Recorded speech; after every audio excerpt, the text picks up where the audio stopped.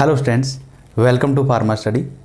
आज हम हमारे कार्बोहाइड्रेट के नेक्स्ट टॉपिक क्लासिफिकेशन के रिगार्डिंग डिस्कस करने जा रहे हैं। अब तक अपन ने इसका क्लासिफिकेशन इसकी केमिकल नेचर के बेसिस पे किया था और आज हमारा क्लासिफिकेशन है वो इसके फंक्शनल प्रॉपर्टीज़ के बेस पे अपन करने जा रहे हैं।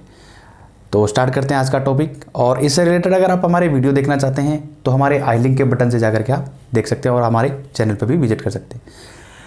सबसे पहले सिंपल प्रोटीन के रिगार्डिंग में बात करूं तो इसमें सिंपल प्रोटीन में सबसे पहले स्टार्ट करते हैं कोलेजन। कोलेजन में क्या रहता है कि जो टिश्यू होते हैं, जो भी हमारे टिश्यू रहते हैं, वो टिश्यू आपस में जिसके द्वारा कनेक्टेड रहते हैं या जो कनेक्टिव टिश्यू आपस में एक दूसरे को कॉम्प्लेक्स बनाते हैं, वो प्रोटीन कौन सा होता है? हमारा कोलेजन प्रोटीन होता है। आपस में टिश्यू को एक दूसरे से जोड़ने का काम किसके द्वारा होता है? हमारा कोलेजन प्रोटीन का होता है। जैसे मैं बात करूं कि हमारी स्टार्टिंग जो फॉर्मेशन होती है, जैसे स्ट्रक्चर में सेल होती है, सेल के बाद हम क्या करते हैं, हमारा जो टिश्यू का फॉर्मेशन होता है और टिश्यू के बाद ऑर्गन और ऑर्गन के बाद जो बॉडी का डेवलपमेंट होता है, ये सारी प्रोसेस क्या है? इसी प्रोटीन की वजह से आपस में एक दूसरे के कॉम्प्लेक्स की वजह से बनती है। तो ये जो कोलेजन होते हैं, ये कोलेजन प्रोटीन है, आपस में एक दूसरे को टिश्यू को कॉम्प्लेक्स करके या उसको जोड़ने का काम कौन करता है? ये कोलेजन प्रोटीन करते हैं। बात करते हैं नेक्स्ट हमारे इलास्टिन प्रोटीन की। तो इलास्टिन प्रोटीन में क्या रहता है कि जो हमारा इलास्टिन प्रोटीन है, ये इलास्टिन प्रोटीन क्या है? येलो इलास्टिक जो फाइबर टिश्यू होते हैं वहां पे ये प्रेजेंट रहता है। जैसे कि जहां पे भी आपको येलोइश स्किन का कलर दिखे या टिश्यू का कलर दिखे, वो हमारा प्रोटीन कौन सा है? इलास्टिन प्रोटीन है। बात करूं मैं इसके आगे टेंडोन एंड लिगामेंट की। तो टेंडोन क्या होता है कि जो हमारा टिश्यू और बोन के बीच में जो जॉइंट रहता है वो हमारा क्या कहलाता है? टेंडोन जॉइंट कहलाता है।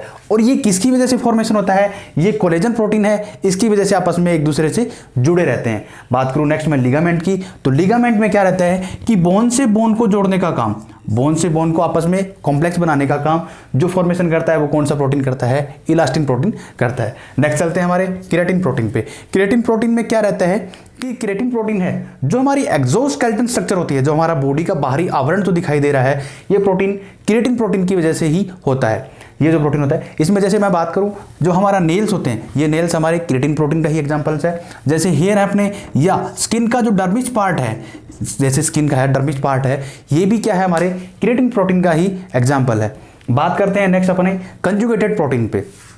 कंजुगेटेड प्रोटीन में क्या रहता है कि प्रोटीन और अनदर प्रोटीन, जैसे एक प्रोटीन ग्रुप और दूसरा नॉन प्रोटीन ग्रुप आपस में कॉम्प्लेक्स बना करके और जिस ग्रुप का फॉर्मेशन करे वो ग्रुप फॉर्मेशन हमारा क्या कहलाता है? प्रोस्थेटिक ग्रुप कहलाता है। और इसका आपस में कंजुगेशन ही क्या कहलाता है? हमारा कंजुगेटेड प्रोटीन कहलाता है। सबसे पहले हमारा है न्यूक्लियो प्रोटीन। इसको मैं अगर बाइफरगेट करूं तो न्यूक्लियो प्लस प्रोटीन, मतलब न्यूक्लियस हमारा न्यूक्लिक एसिड, डीएनए या आरएनए, और प्रोटीन हमारा जो प्रोटीन का होता है, जो इसके बीच में आपस में एक दूसरे को कॉम्प्लेक्स बना करके जिसका फॉर्मेशन करते हैं वो हमारा क्या है? न्यूक्लियो प्रोटीन है।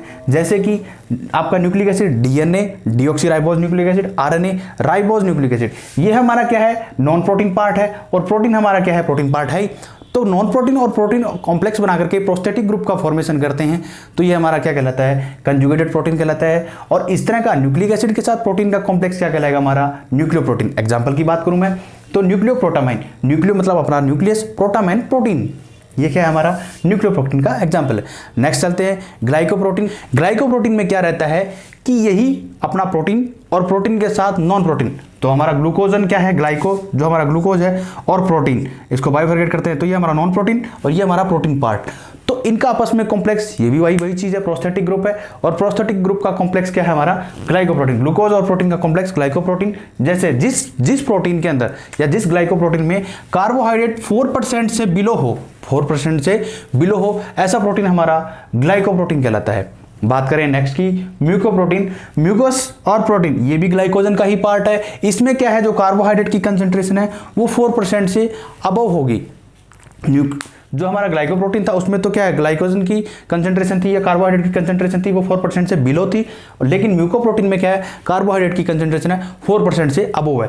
बात करते हैं नेक्स्ट लिपोप्रोटीन की। लिपिड और प्रोटीन का कॉम्प्लेक्स लिपोप्रोटीन। जैसे हमारा फैट है, लिपिड है, ये सब क्या है? ये हमारे लिपिड ही तो है। तो लिपिड के साथ प्रोटीन का कॉम्प्लेक्स क्या है? हमारा लिपोप्रोटीन कहलाता है। जैसे मैं एग्जांपल की बात करूं, सीरम लिपोप्रोटीन। सीरम लिपोप्रोटीन में क्या रहता है कि जैसे हमारी सीरम जो प्लाज्मा होती है, जैसे high density lipoprotein, low density lipoprotein, ये सब पार्ट क्या है? Very low density lipoprotein, VLDL, ये सब पार्ट क्या हमारे लिपोप्रोटीन के ही पार्ट है। मतलब कोलेस्ट्रॉल जिसके साथ कॉम्प्लेक्स बनाए प्रोटीन के साथ, वो हमारा क्या है? लिपोप्रोटीन है। नेक्स्ट चलते हैं फोस्फोप्रोटीन।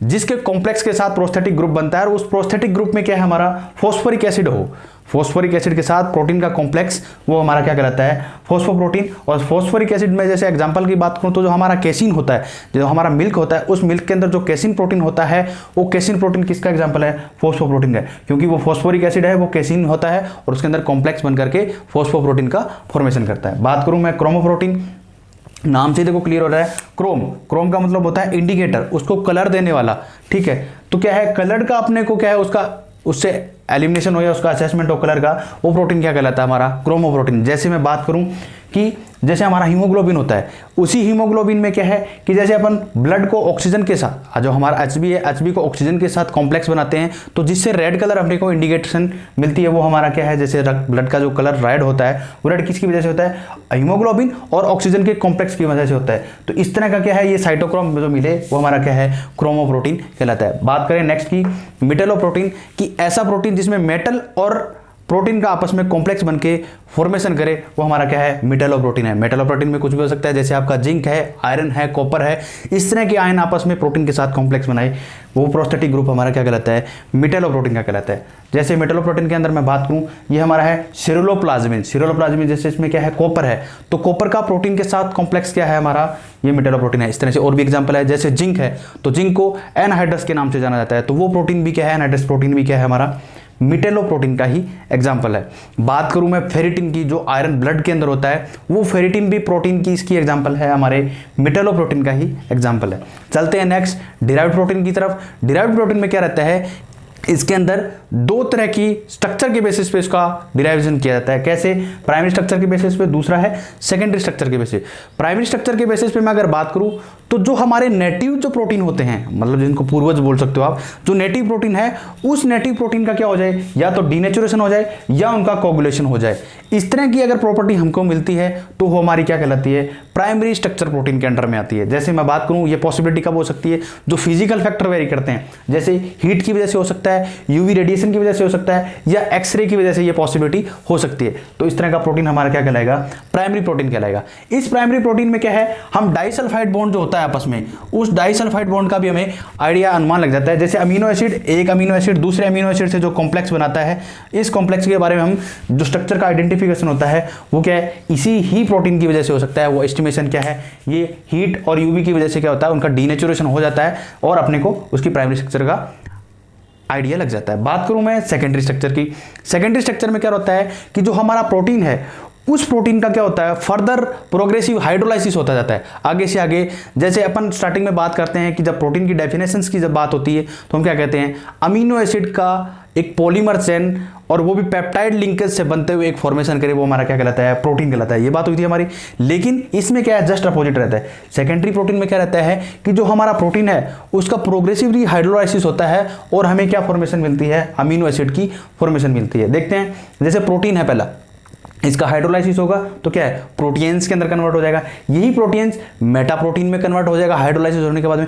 यही मेटा प्रोटीन हाइड्रोलाइसिस होने के बाद में प्रोटीएज में कन्वर्ट हो जाएगा। यही प्रोटीएज आपका पेप्टोन में कन्वर्ट हो जाएगा। यही पेप्टोन आपका पेप्टाइड में कन्वर्ट हो जाएगा। यही पेप्टाइड आपका अमीनो एसिड में कन्वर्ट हो जाएगा। और अमीनो एसिड क्या हमारा था, प्रोटीन का बेसिक मॉलिक्यूल्स था। तो इसलिए हम इसमें क्या देखते हैं कि हाइड्रोलाइसिस प्रोटीन का बार बार होता है और जिससे हमें क्या आइडिया लगता है, सेकेंडरी जो डिराइव्ड प्रोटीन का हमें असेसमेंट होता है। तो इस तरह से हमने क्या देखा कि फंक्शनल बेसिस पे प्रोटीन का क्लासिफिकेशन किस तरह से होता है, किस तरह से उसकी एक्टिविटीज रहती है, कहाँ कौन से लिगामेंट आपस में जुड़े रहते हैं, कौन सा प्रोटीन कैसा प्रोटीन कहलाता है, प्रोस्थेटिक ग्रुप क्या होता है, इन सब चीज़ों के बारे में हमने आज के इस वीडियो से जाना।